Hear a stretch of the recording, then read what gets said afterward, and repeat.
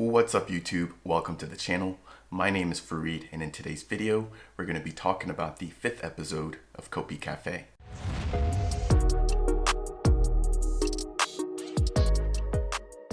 If you're new to Cardano, Cornucopias is a play-to-earn, learn-to-earn, and build-to-earn metaverse coming to the platform.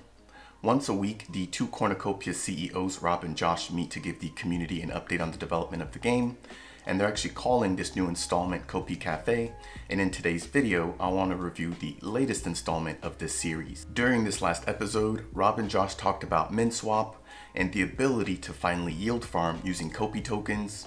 They also talked about the Chainport Bridge, as well as the Kopi Wiki and their mobile game. And then towards the end of the Kopi Cafe, they talked about the land sale. Jumping into the MinSwap update, the Cornucopias team has officially announced that if you hold the Kopi ADA pair, that you will be able to use that in order to earn rewards via yield farming on their decks. If you hold the Kopi ADA pair, you're now going to have the choice to lend out your liquidity to the MinSwap decks in exchange for trading fees and interest. Now, yield farming does have its own risks, and so before you jump in and provide liquidity to the MinSwap decks, I do recommend doing your own research and just getting familiar with how that process works. However, if you do hold the Kopi token as well as some ADA that's just sitting in your wallet, this will offer you an opportunity to earn some additional passive income. Next, I want to talk about the Chainport Bridge. And so about a month ago, the Kopi token, or the Cornucopias token, was finally bridged over to the Cardano ecosystem as a Cardano native asset through the use of the Chainport Bridge.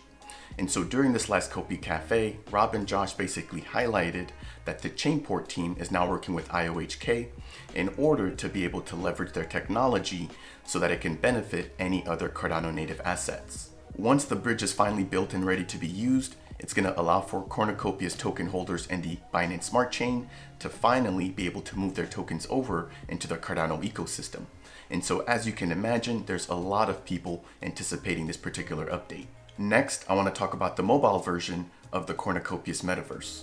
And so during this last episode of Kopi Cafe, Rob confirmed that the team has officially finished building the first 10 levels of the mobile version of their game.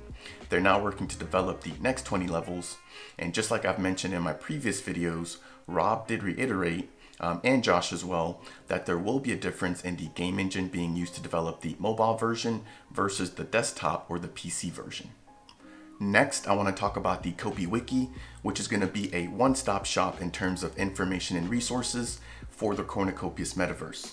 And so during the Kopi Cafe, Rob and Josh stated that the Kopi Wiki is just weeks away from completion, and that right now there are 3 OG members that are currently reviewing this document.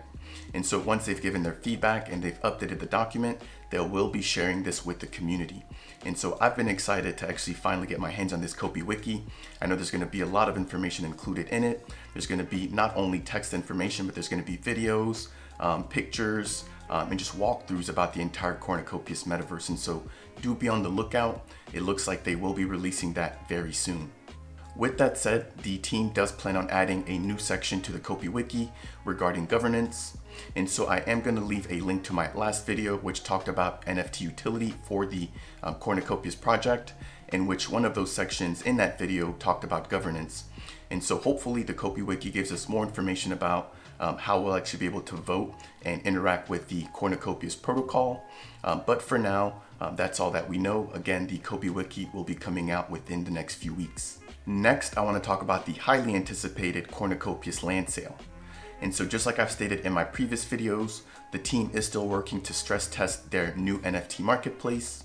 And so Rob and Josh did state that they will be planning another NFT sale soon that should hopefully have a relatively low ADA mint fee in order to incentivize the community to actually participate in the mint. And their hope is that this is actually going to give them more insight as to how the NFT marketplace will actually behave when we're getting a lot of traffic, especially at the very beginning of a mint.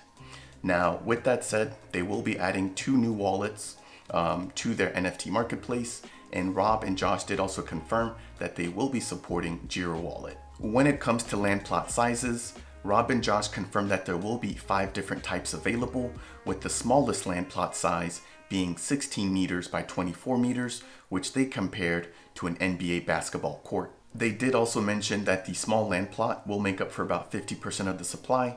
However, the team has yet to confirm the official distribution when it comes to the different plot sizes. When it comes to the utility, however, they did state that you will have the ability to build shops, rent out your land, or even farm once you have that available. That's going to wrap it up for today's video on the 5th installment of the Kopi Cafe series. I do want to say a huge congratulations to Josh on getting married. And so with that said, if you found this information to be helpful, please make sure to tap that like button.